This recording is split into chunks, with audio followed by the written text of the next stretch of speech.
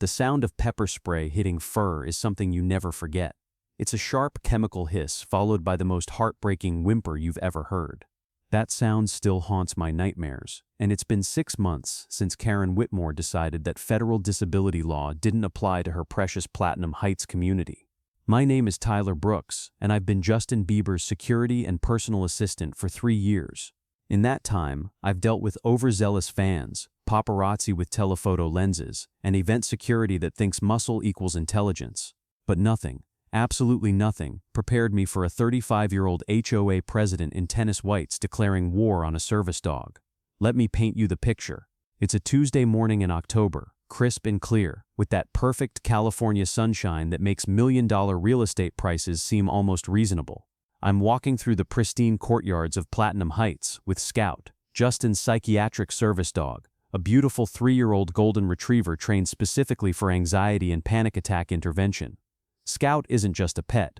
This dog is medical equipment with 4 legs and a tail. He's trained to detect the early signs of anxiety attacks, provide deep pressure therapy during episodes, and create physical barriers in crowded spaces.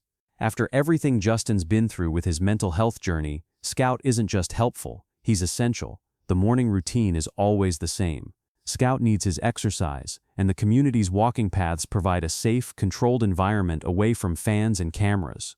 We're maybe 10 minutes into our walk when I hear it, the sharp squeak of tennis shoes on pavement that I've learned to associate with incoming trouble. Karen Whitmore emerges from behind a decorative fountain like some suburban predator lying in wait. She's wearing her signature white tennis outfit, that pristine sports bra and matching skirt that probably cost more than most people's rent, and carrying her ever-present clipboard. But today, there's something different. Today, she's also carrying a small canister attached to her tennis bag. "Excuse me," she calls out, her voice carrying that particular blend of authority and barely contained irritation that I've learned to recognize as pure Karen.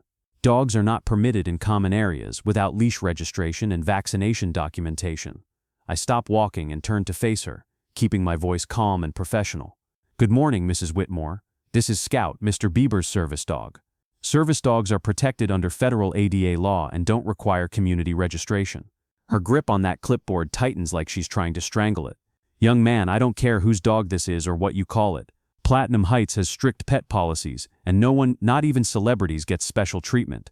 Here's the thing about working with someone who has a service dog. You become protective as hell. Scout isn't just doing a job, he's literally keeping Justin stable and functional. This dog has prevented more panic attacks than any medication ever could. He's pulled Justin back from dark places that would terrify most people. Mrs. Whitmore," I explained patiently, "Scout is not a pet. He's a medical service animal protected under federal law. He has the legal right to accompany Mr. Bieber anywhere the public is allowed, including all common areas of this community." Karen's eyes narrow to slits.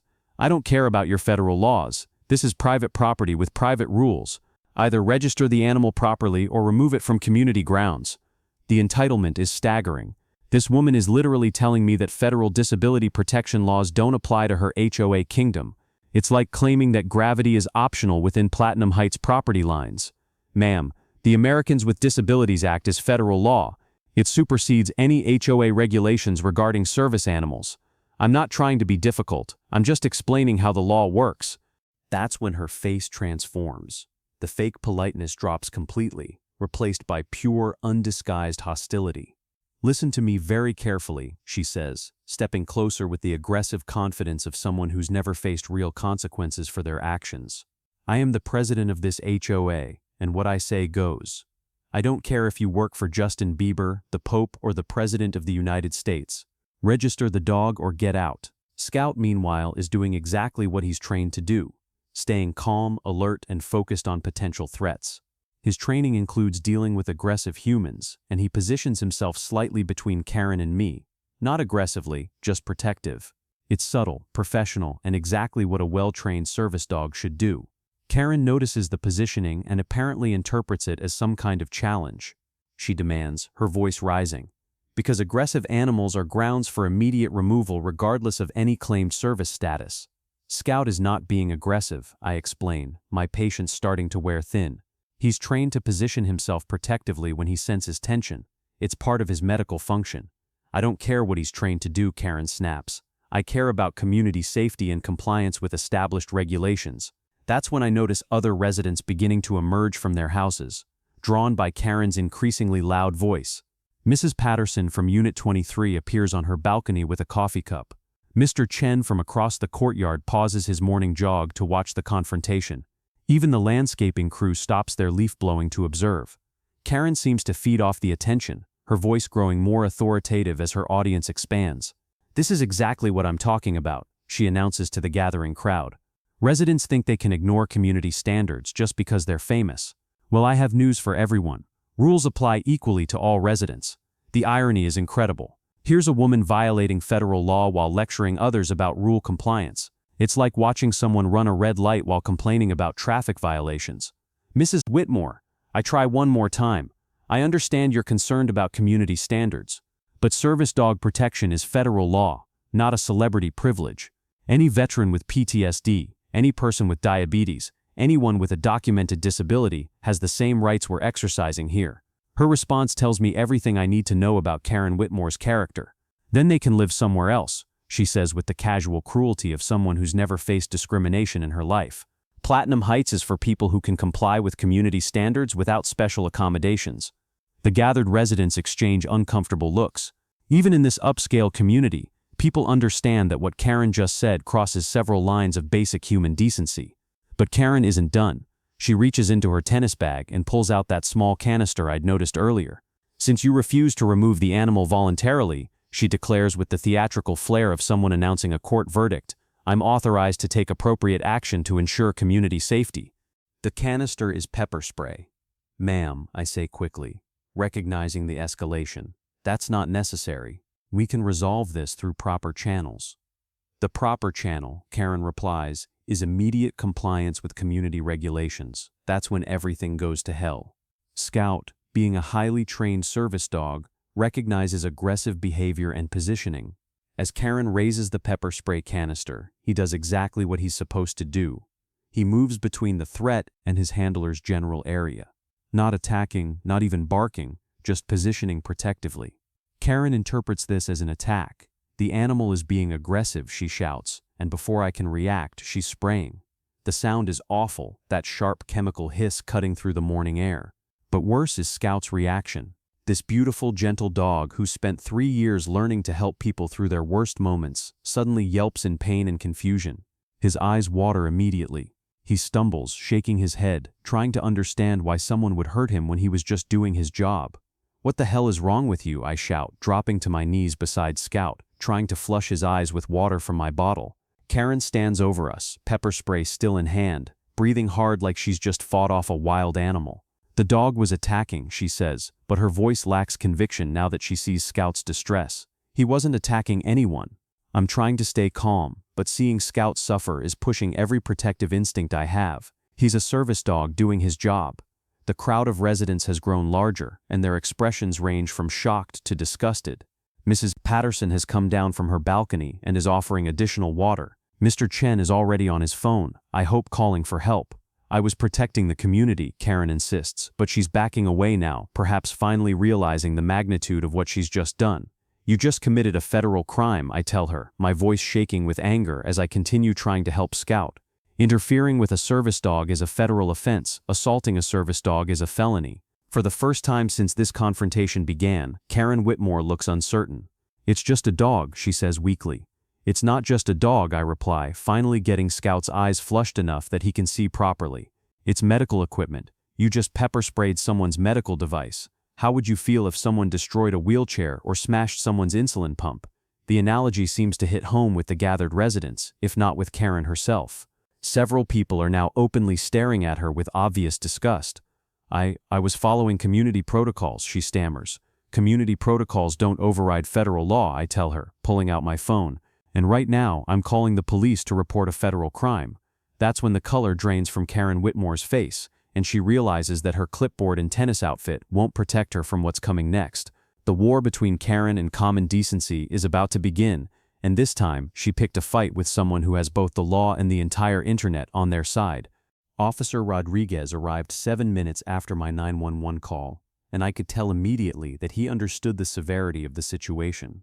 When dispatch mentions service dog assault, trained cops know they're dealing with federal territory, not just local drama.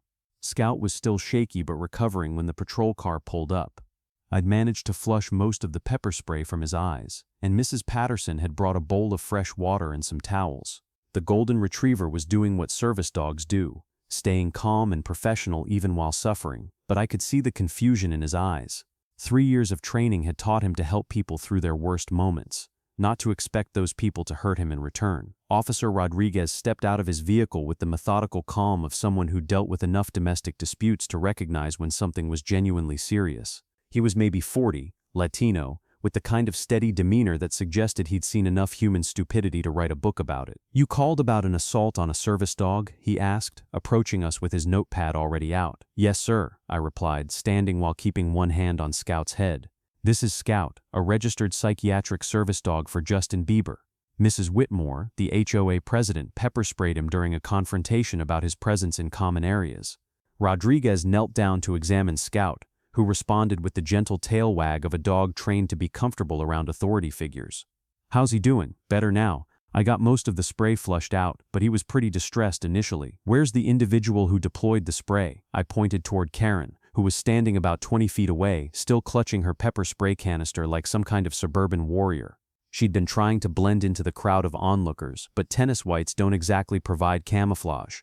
Rodriguez walked over to Karen with the measured steps of someone who'd done this dance many times before.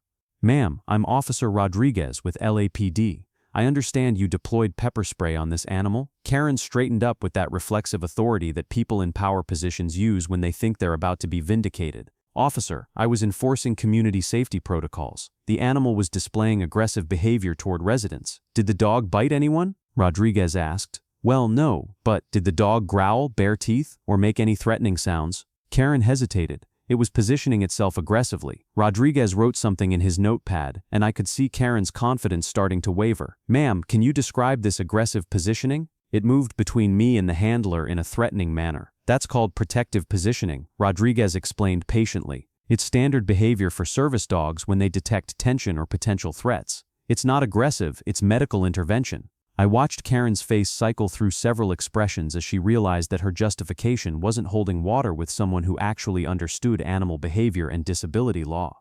"Ma'am," Rodriguez continued, "are you aware that interfering with a service dog is a federal crime under the Americans with Disabilities Act?" The color drained from Karen's face like water through a broken dam. "Federal crime? Yes, ma'am. Title III of the ADA specifically prohibits interference with service animals. Depending on the severity of the interference, penalties can include fines up to $75,000 and potential jail time." Karen's clipboard slipped from her hands and clattered on the pavement with a sound like a judge's gavel. I was just enforcing HOA regulations." "Ma'am, HOA regulations cannot supersede federal disability law. Service dogs have the legal right to accompany their handlers in all public accommodations and common areas. No registration, special permits, or HOA approval required." By now, word had spread through the community like wildfire. More residents were emerging from their houses, and I could see phones being discreetly raised to record the conversation. In the age of social media, public confrontations involving celebrities and federal crimes don't stay private for long. Mrs. Patterson approached Officer Rodriguez with the careful steps of someone who'd been waiting for this moment for months. "Officer, if I may, I think you should know that this isn't Mrs. Whitmore's first incident of harassment involving residents and their. She's filed numerous complaints against residents for what she calls unauthorized assistive devices. Last month, she tried to fine Mr. Chen for having a wheelchair ramp installed without architectural committee approval." Rodriguez looked up from his notepad with the expression of someone who just realized they were dealing with a pattern of behavior, not an isolated incident. "She tried to regulate wheelchair accessibility. Among other things," Mrs. Patterson continued, "she's also challenged residents' handicapped parking permits, questioned service animal credentials, and generally made life difficult for anyone she perceives as receiving special treatment." This was news to me, but it painted a picture of systematic discrimination that went far beyond one bad morning with a service dog.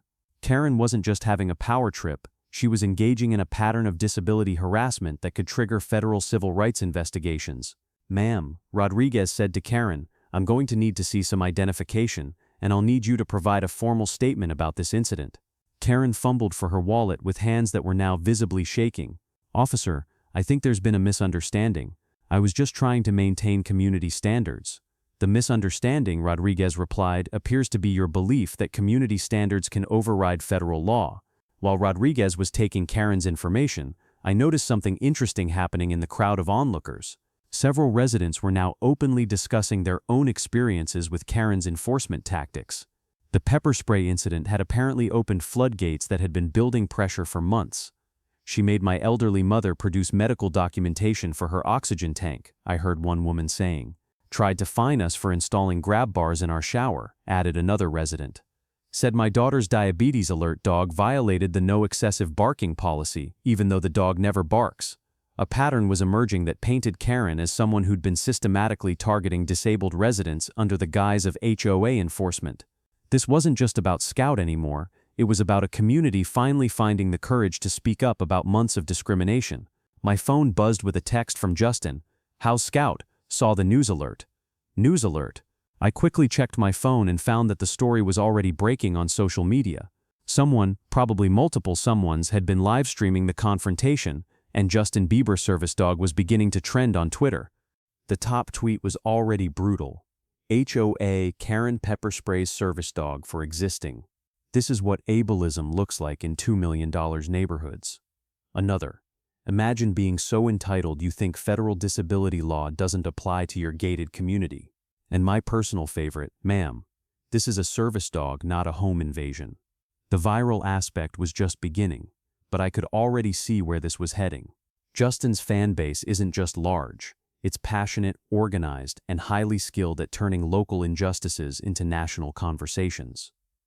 Officer Rodriguez finished taking Karen's statement and approached me with his business card.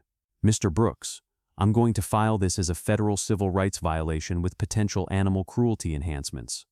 You'll need to take Scout to a veterinarian for documentation of any injuries or distress." "Already planned on it," I replied. "What happens next?" "The report goes to the federal prosecutor's office for review. Given the pattern of behavior other residents have described, they'll likely want to interview additional witnesses." He glanced toward Karen, who was now surrounded by residents sharing their own stories of harassment. "Ma'am appears to have created a significant paper trail of civil rights violations." As if on cue, my phone rang. The caller ID showed Justin's contact information, but the voice on the line wasn't Justin, it was his lawyer, David Chen. "Tyler, I'm seeing social media reports about Scout being assaulted. What's the situation?"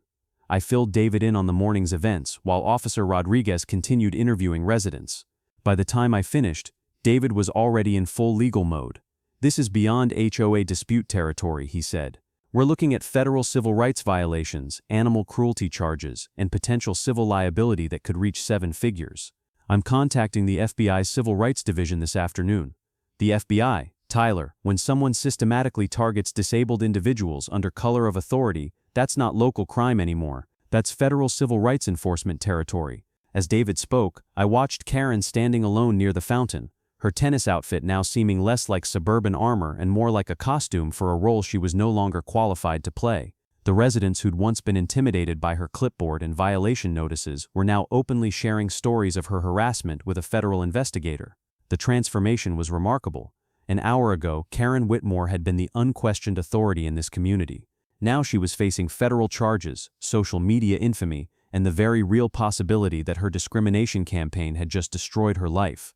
Scout, meanwhile, was back to his normal calm demeanor, though he stayed close to my side with the professional attentiveness of a dog who understood that his morning had been more eventful than usual. Service dogs are trained to handle stress and recover quickly, a skill that was about to prove very useful as this story exploded across the internet.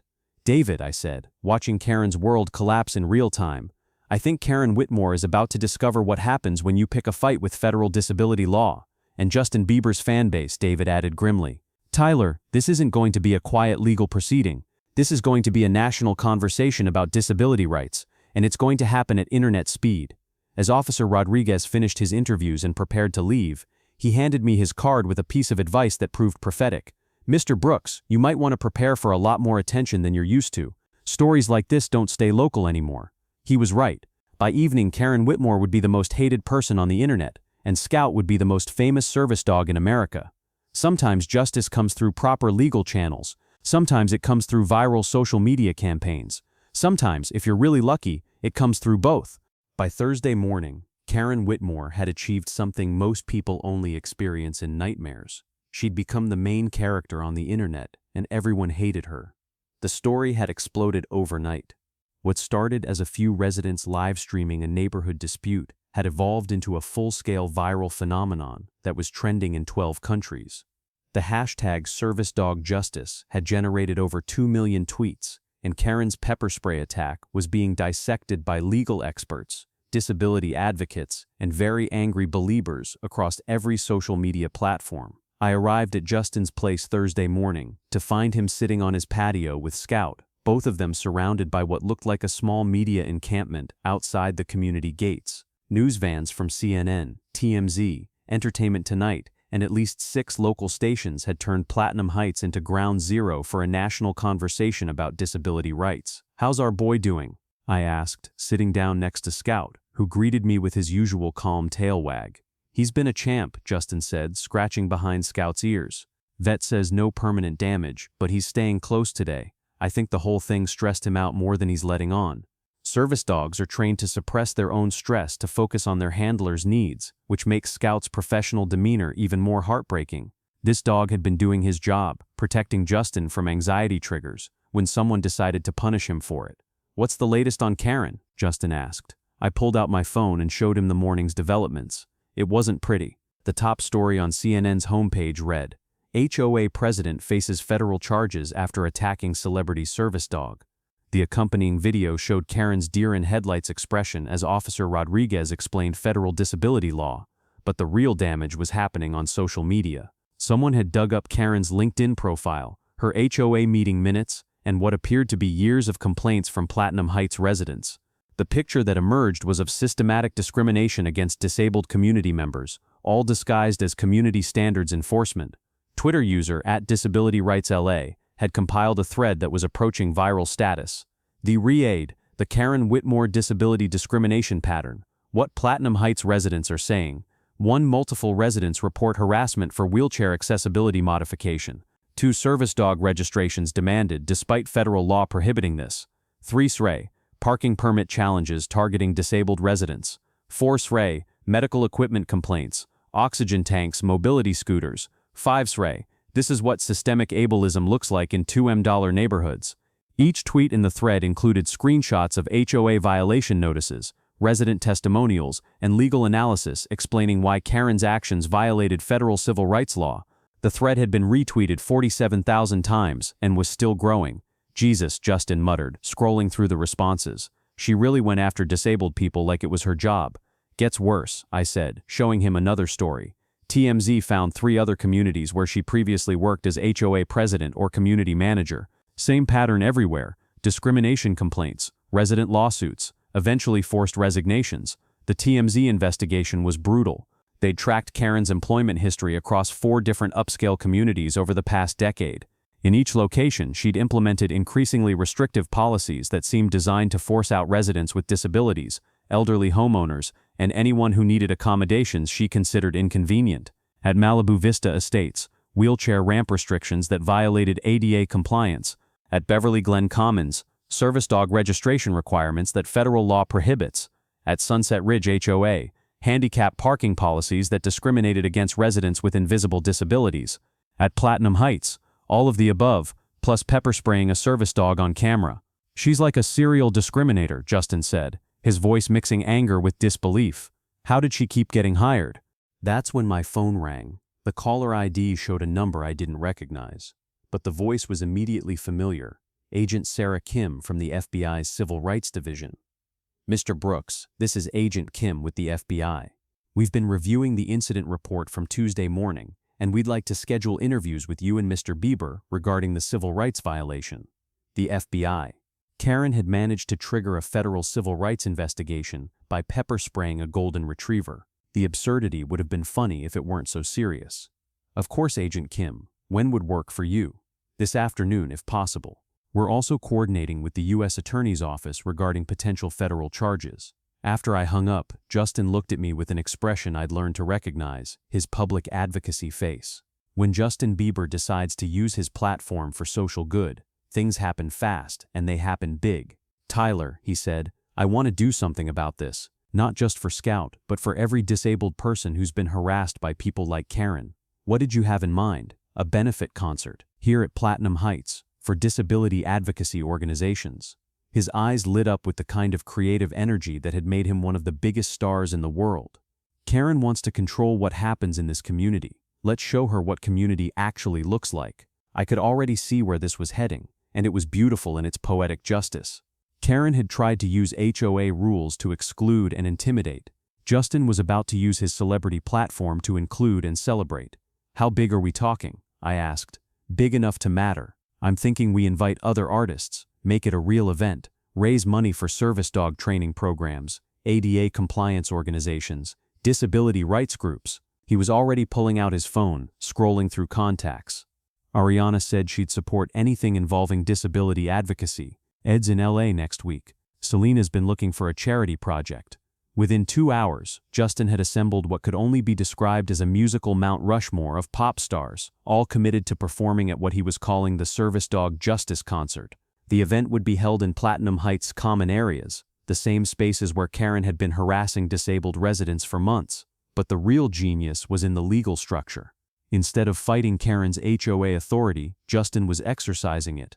As a resident in good standing, he had the right to host community events with proper notification. The concert would follow every HOA guideline to the letter, while simultaneously turning Karen's precious controlled environment into a celebration of everything she'd been trying to eliminate. The FBI interview that afternoon was thorough but supportive. Agent Kim explained that they were building a pattern case against Karen for systematic civil rights violations under the Americans with Disabilities Act. Scout's pepper spray attack was the most visible incident, but the testimonies from other residents painted a picture of sustained discrimination that could result in federal charges carrying significant prison time. Ms. Whitmore appears to have used her HOA positions across multiple communities to target disabled residents, Agent Kim explained. This isn't random harassment. It's systematic civil rights violations under color of authority. What kind of penalties are we looking at? I asked. Federal civil rights violations can carry up to 10 years in prison, especially with repeat offenses across multiple jurisdictions. Animal cruelty enhancements could add additional time. She paused. Mr. Brooks, this case is going to send a message that disability discrimination won't be tolerated regardless of someone's position or community status. Meanwhile, the media circus outside Platinum Heights was growing by the hour. News crews were interviewing residents who were finally willing to speak publicly about Karen's harassment campaign. Mrs. Patterson gave a particularly devastating interview to Anderson Cooper, describing how Karen had tried to fine her late husband for using a wheelchair in community common areas. She treated disabled people like we were violating her perfect neighborhood just by existing, Mrs. Patterson said, her voice shaking with suppressed anger. What happened to that beautiful service dog? That's who Karen Whitmore really is. The viral response was unlike anything I'd seen. Usually, internet outrage burns hot and fast, then fades when the next story breaks. But this felt different. Disability advocates, legal experts, celebrity allies, and ordinary people who dealt with their own discriminatory HOA experiences were sustaining the conversation and demanding accountability. The hashtag Karen Whitmore was trending globally, with legal analysts explaining federal disability law, advocates sharing their own discrimination stories, and Justin's fans organizing fundraising campaigns for service dog training programs. But perhaps the most damaging coverage came from an unexpected source, Karen herself. Apparently unable to read the room or accept responsibility for her actions, Karen had given an interview to a local news station where she doubled down on her behavior with the self-awareness of a brick wall. I was protecting the community from unsafe animals, she told reporter Jessica Martinez, somehow managing to look directly into a camera while saying something that would haunt her forever. HOA rules exist for everyone's safety, and I won't apologize for enforcing them consistently, even when those rules violate federal law, Martinez asked. Federal law has exceptions for community safety, Karen replied with the confidence of someone who'd never actually read federal law. Service dogs can be removed if they pose a threat. The police report states the dog showed no aggressive behavior. Karen's jaw tightened. That dog was trained to intimidate people. Just because it belongs to a celebrity doesn't mean it gets special treatment. The interview was a masterclass in how to destroy yourself on television. Every answer made things worse. Every justification revealed deeper prejudice. By the time it aired Thursday evening, Karen had managed to offend disabled people, dog lovers, law enforcement, legal experts, and anyone with basic human decency. The internet's response was swift and merciless. The interview clips were remixed, memed, and dissected across every platform. Legal experts used Karen's own words to explain why she was facing federal charges. Disability advocates used her statements to illustrate exactly what systematic discrimination looks like. My personal favorite response came from a disability rights lawyer on TikTok. "Ma'am, you pepper sprayed a service dog and then went on TV to explain why service dogs are dangerous. It's like committing arson and then complaining about fire safety." As Thursday night turned into Friday morning, Karen Whitmore had achieved something remarkable. She'd united the internet in universal condemnation while simultaneously providing a textbook example of how not to handle a civil rights crisis. Scout, meanwhile, spent the evening doing what service dogs do best, providing calm, professional support to his handler while the world debated his right to exist in public spaces. The irony was perfect. Karen had tried to exclude Scout from the community, but her actions had made him the most famous advocate for service dog rights in America. Sometimes justice comes through legal channels, sometimes it comes through social media campaigns, and sometimes, if you're really unlucky, it comes through your own televised confession.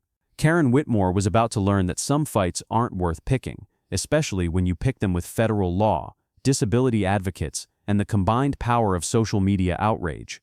The concert announcement was scheduled for Friday morning, and I had a feeling it would be the final nail in Karen's professional coffin.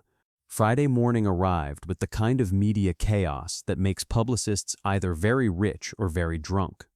The announcement of Justin's Service Dog Justice concert had detonated across social media like a digital nuclear bomb, and Karen Whitmore was sitting at ground zero, watching her world disintegrate in real time.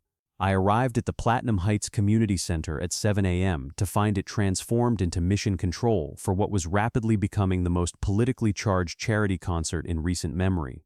Event coordinators were setting up staging areas while lawyers reviewed permit applications with the obsessive attention to detail that comes from knowing the entire internet is watching.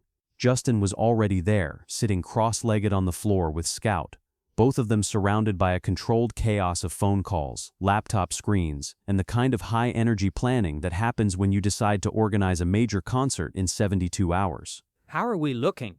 I asked, stepping over cables and dodging assistants carrying clipboards that would have made Karen jealous. "Better than expected," Justin replied, scratching Scout behind the ears. "Ariana confirmed. Ed's flying in from London. Selena cleared her schedule. We've got 12 major artists confirmed and 3 more probables." The lineup was staggering. In less than 48 hours, Justin had assembled what amounted to a mini Coachella in response to Karen's pepper spray attack. But the real genius wasn't in the star power. It was in the legal framework. "Tell me about the permits," I said. Justin's grin was pure mischief. "That's the beautiful part. According to Platinum Heights HOA bylaws, any resident can host community events with 72-hour notice and proper insurance. Karen wrote those rules herself." He handed me a folder thick enough to serve as body armor. Inside were permits, insurance certificates, security plans, and vendor licenses that had been prepared with the kind of thorough precision that would make federal investigators weep with joy. "We're following every single HOA regulation Karen ever created," Justin continued. "Sound ordinances, traffic management, crowd control, waste disposal. Everything's by the book." Her book. The irony was delicious. Karen had spent months harassing residents with bureaucratic warfare, and now Justin was using her own weapons against her. Every rule she'd written to control the community was now enabling the biggest celebration of disability rights in Platinum Heights history, but Karen wasn't going down without a fight. At 9 a.m., she made her entrance wearing what could only be described as battle armor disguised as tennis attire.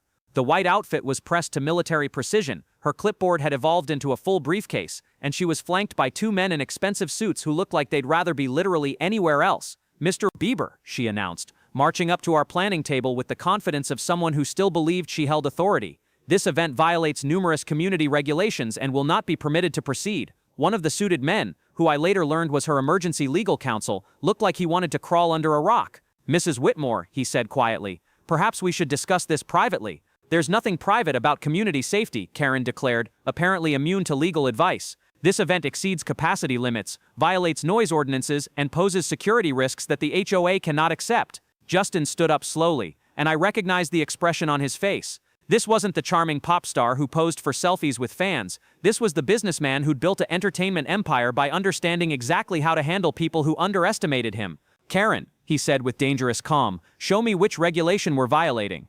She opened her briefcase with theatrical flair and pulled out what appeared to be the entire HOA manual. Section 14B states that community events cannot exceed 200 attendees without special board approval. Which we have, Justin replied, pulling out his own paperwork. The board voted 4-1 to approve the event. The only dissenting vote was yours, and you've been suspended from board duties pending federal investigation. Karen's eye twitch had evolved into something that looked like Morse code for "help me." Section 23A prohibits amplified music after 10 p.m. Concert ends at 9:30, Justin said patiently, with a 30-minute buffer for loadout as specified in our permit application. The parking arrangements violate traffic flow protocols. We've hired professional traffic management and coordinated with city authorities. All approvals are documented. For every objection Karen raised, Justin had a response backed by paperwork that would have impressed the Pentagon. It was becoming clear that while she'd been giving disastrous television interviews, his team had been preparing for bureaucratic warfare with the thoroughness of people who'd learned to navigate the entertainment industry. Karen's second lawyer, because apparently pepper spraying service dogs requires multiple attorneys, leaned over and whispered something urgent in her ear. Whatever he said made her face go through several colors that don't exist in nature. "Mrs. Whitmore," the lawyer said publicly, "I really think we should discuss this matter in private." "I am not backing down," Karen declared with the determination of someone watching their ship sink while insisting they're actually flying. "This community has standards, and I won't let celebrity status override our established protocols." That's when Agent Kim appeared, seemingly materializing from thin air with the timing that federal law enforcement has perfected through decades of dramatic entrances. "Mrs. Whitmore," she said, flashing her FBI credentials, "I have a federal warrant for your arrest on charges of civil rights violations under Title III of the Americans with Disabilities Act."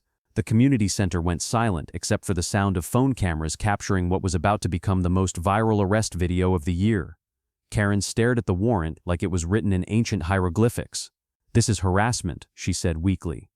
"Ma'am, interfering with service animals is a federal crime. Systematic discrimination against disabled individuals under color of authority carries enhanced penalties. You have the right to remain silent."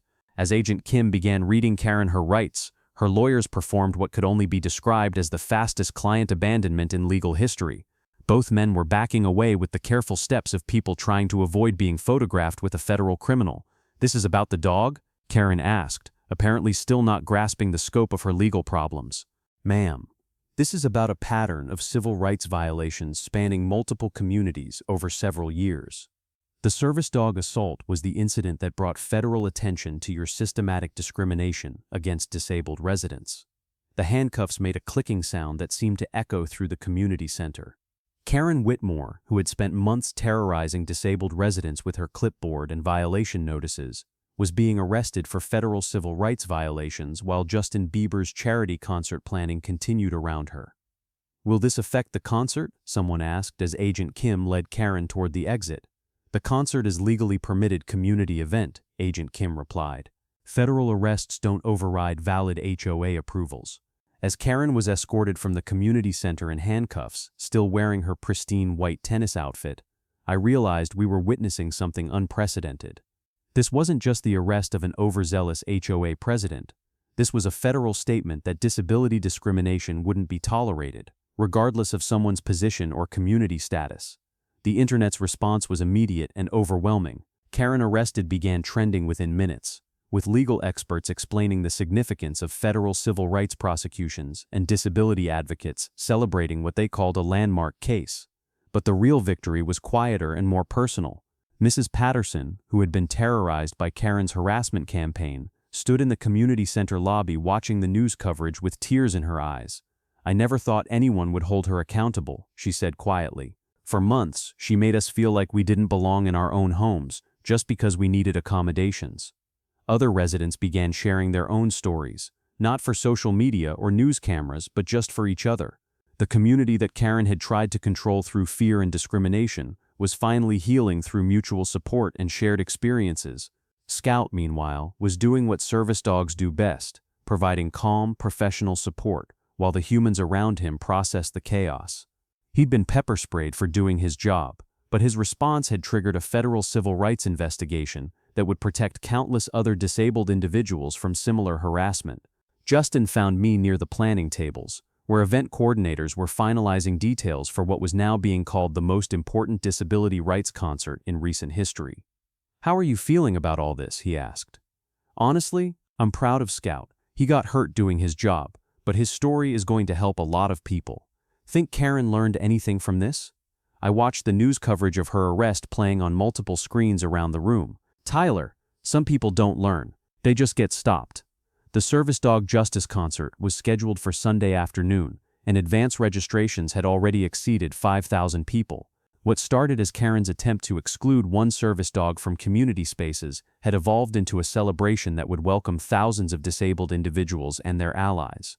Sometimes justice comes through legal channels, and sometimes it comes through the beautiful irony of someone's own discriminatory rules being used to celebrate everything they tried to eliminate. Karen Whitmore had spent months using her authority to make disabled residents feel unwelcome in their own community. Her arrest and the concert response would ensure that Platinum Heights became the most disability-inclusive community in California.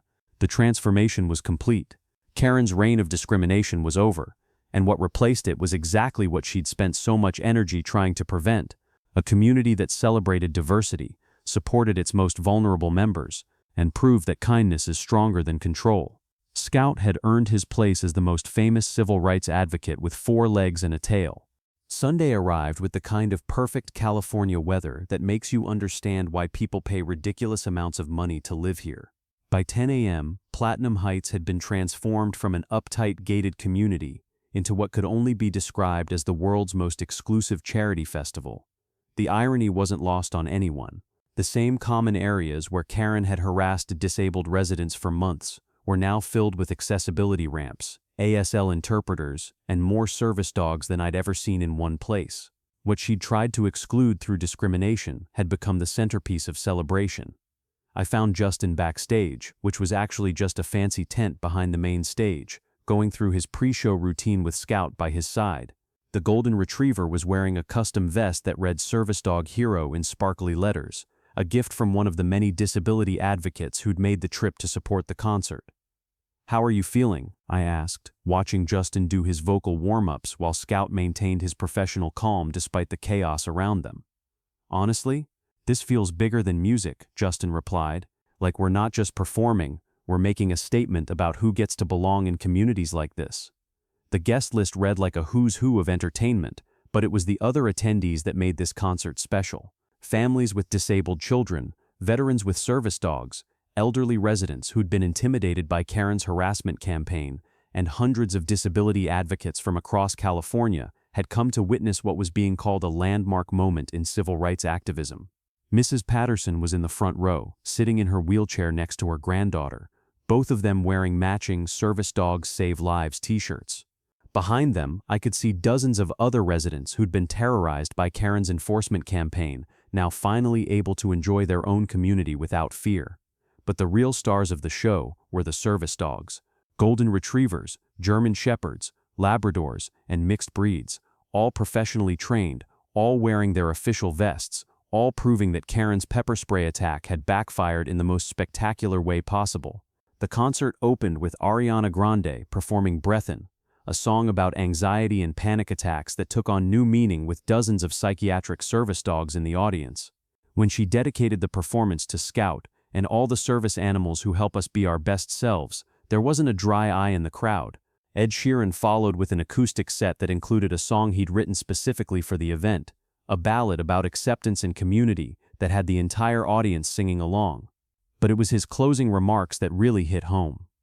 "I've played a lot of venues," he said, looking out at the crowd, "but I've never performed anywhere that was literally built by turning hatred into love. Every person here today is proof that communities get stronger when they include everyone, not exclude people who are different."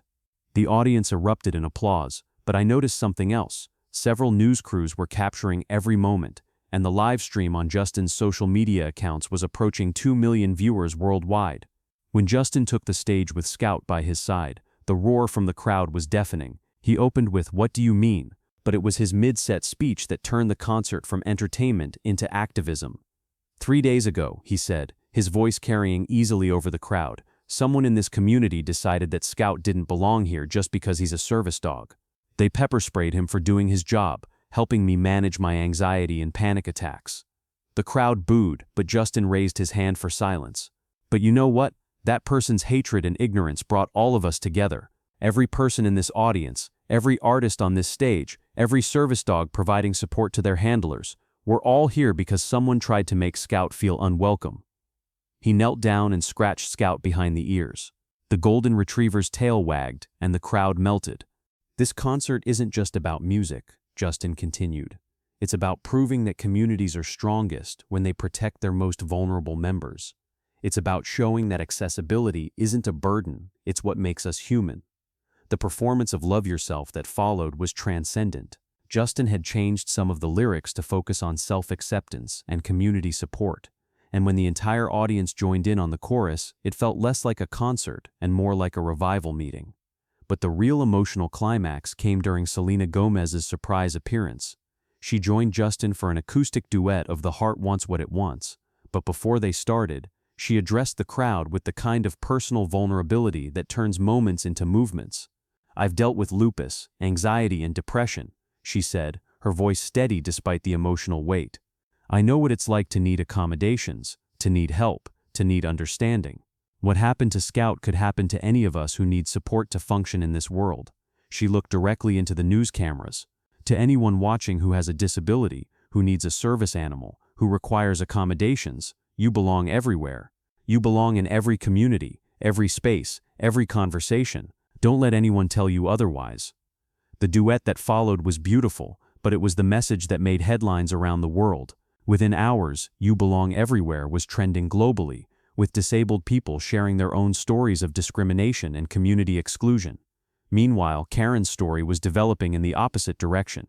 News broke during the concert that she'd been denied bail pending federal trial, with prosecutors arguing that her pattern of civil rights violations across multiple communities made her a flight risk. The judge had agreed, noting that systematic discrimination under color of authority poses ongoing danger to vulnerable community members. The legal proceedings were moving faster than anyone expected. The U.S. Attorney's Office had filed federal charges carrying up to 15 years in prison, and 3 other communities where Karen had previously worked were opening their own investigations into her enforcement patterns. As the concert reached its finale, a group performance of We Are the World featuring all the artists and several audience members with disabilities, I realized we were witnessing something unprecedented. What had started as one HOA president's power trip had evolved into a national conversation about inclusion, accessibility, and community values. The final moment of the concert belonged to Scout. Justin called him onto the stage, where the golden retriever sat calmly while thousands of people cheered for his courage and professionalism. When Justin announced that the concert had raised over $800,000 for service dog training programs and disability advocacy organizations, Scout's tail wagged like he understood exactly what his pepper spray attack had accomplished. "Ladies and gentlemen," Justin said, his arm around Scout's shoulders, "this is what happens when a community chooses love over fear, inclusion over exclusion, and justice over discrimination."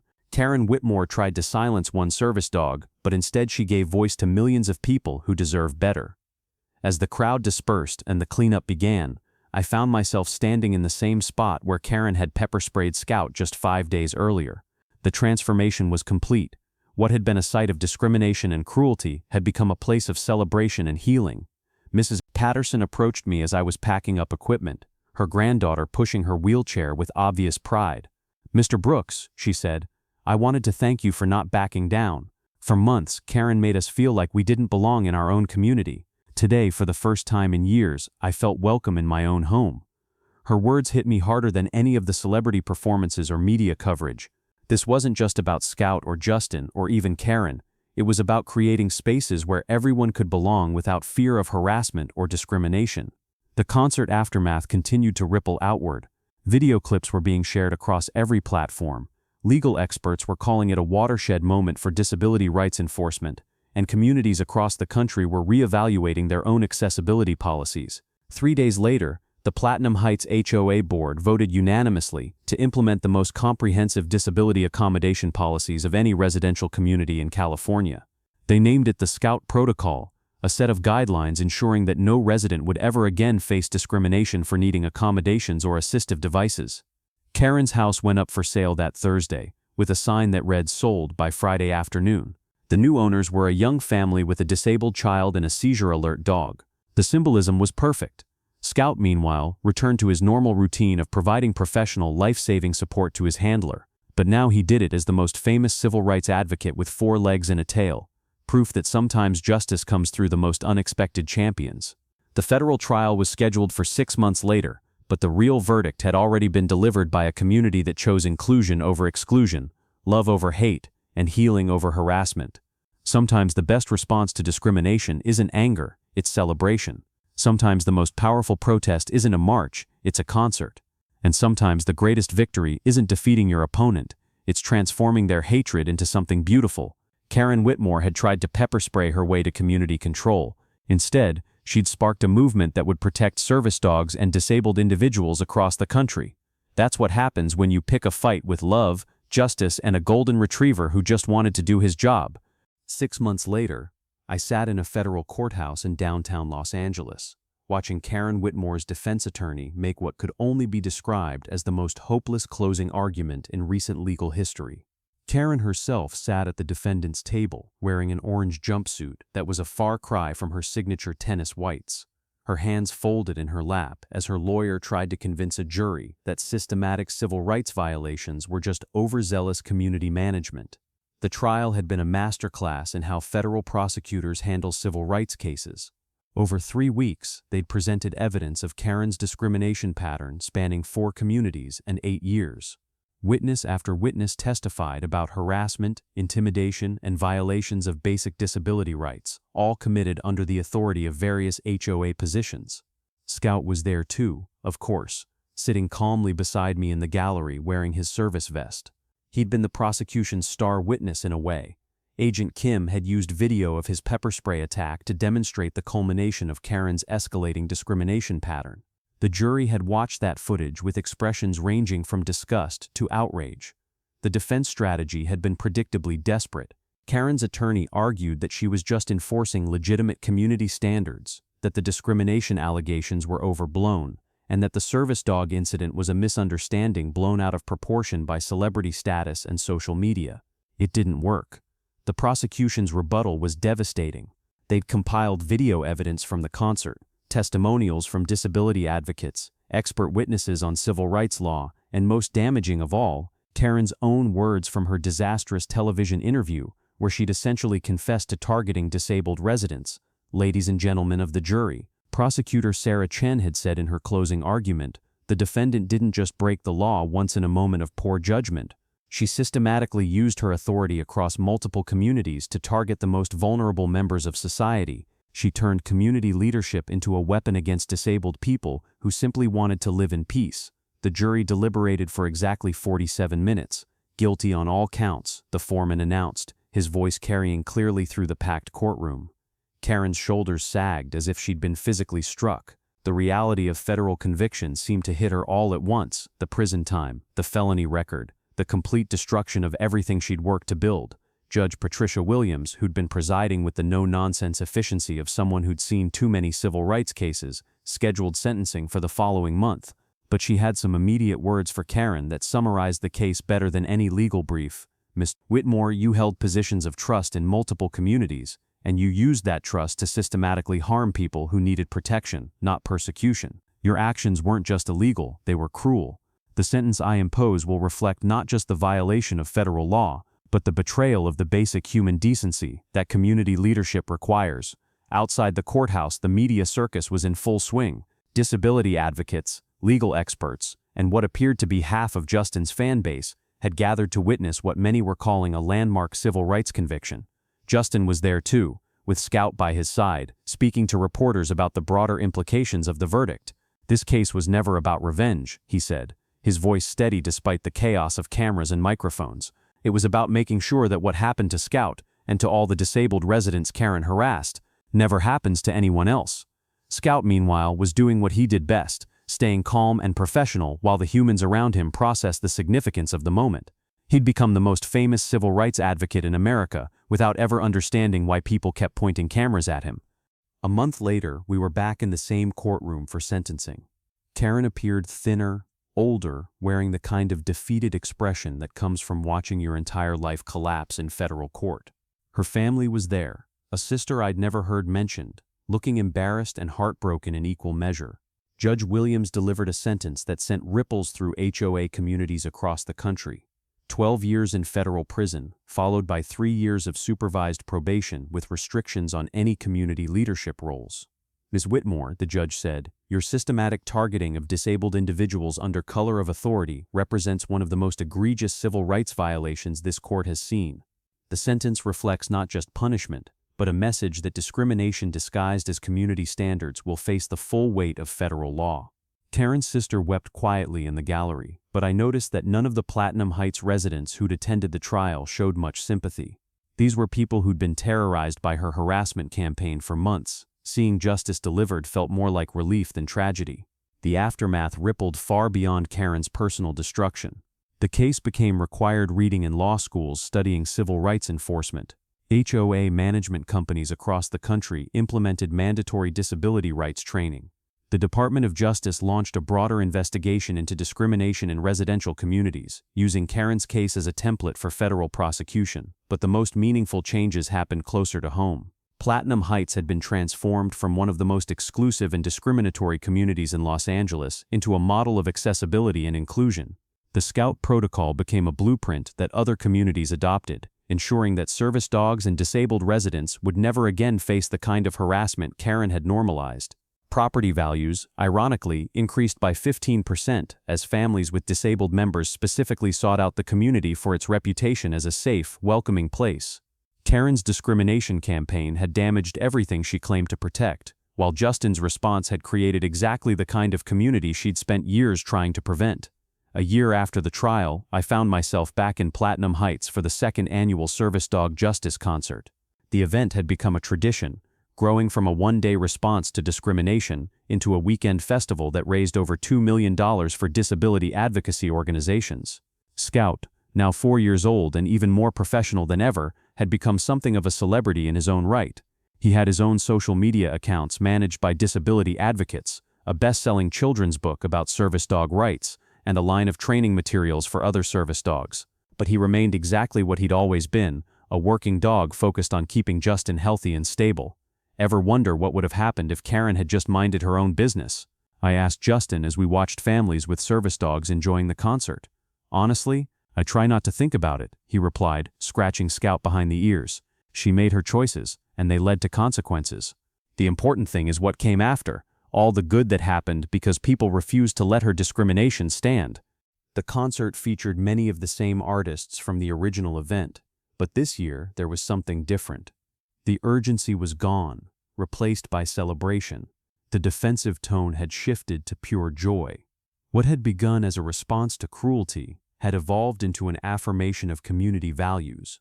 During his closing set, Justin looked out at the crowd, thousands of people, hundreds of service dogs, families who'd traveled from across the country to be part of something that had started with one pepper spray attack on a golden retriever. 2 years ago, he said, someone tried to make Scout feel unwelcome in this community just for doing his job. That person is now in federal prison, and this community has become the most inclusive place in California. That's what happens when good people decide that discrimination isn't acceptable. The cheers that followed could probably be heard in 3 zip codes. Scout's tail wagged, and I swear he looked proud. As the event wound down and the cleanup began, I reflected on the bizarre journey that had brought us here. A routine morning walk had triggered a federal civil rights case, transformed a community, launched a movement, and ultimately sent someone to prison for 12 years. Karen Whitmore had wanted to control her environment by excluding people she considered problematic. Instead, she'd created a space where everyone was welcome, where differences were celebrated, and where the most vulnerable members of society found protection instead of persecution. Her mugshot still appeared occasionally in news stories about civil rights enforcement or HOA reform, usually accompanied by footage of Scout wearing his sparkly vest at the concert. The contrast always struck me, hatred captured in an orange jumpsuit versus love performing on stage with a golden retriever. Scout never seemed bothered by his fame. He remained focused on his job, detecting anxiety, providing comfort, creating safe spaces for someone who needed support to navigate the world. He'd been pepper sprayed for doing that job, and his response had been to keep doing it with even more dignity and grace. That perhaps was the real lesson of the entire ordeal. When faced with hatred and discrimination, the answer wasn't hatred in return. It was persistence, professionalism, and the quiet dignity that comes from knowing your purpose and refusing to be deterred from it. Karen Whitmore would spend the next 12 years in federal prison, her life permanently defined by her decision to pepper spray a service dog. Scout would spend those same years doing what he'd always done, helping someone be their best self while making the world a little bit safer for others like him. Sometimes justice is a federal conviction and a 12-year sentence. Sometimes it's a community transformed and a movement launched. Sometimes it's just a golden retriever continuing to do his job with grace and dignity, proof that the best response to cruelty is simply refusing to let it change who you are. The pepper spray attack lasted 30 seconds. Its consequences would last generations. And Scout just kept being a very good boy who happened to change the world by refusing to let anyone stop him from doing what he was born to do: help people, protect his handler, and prove that love is always stronger than fear. The end of Karen's story was a prison cell. The beginning of Scout's legacy was everything that came after.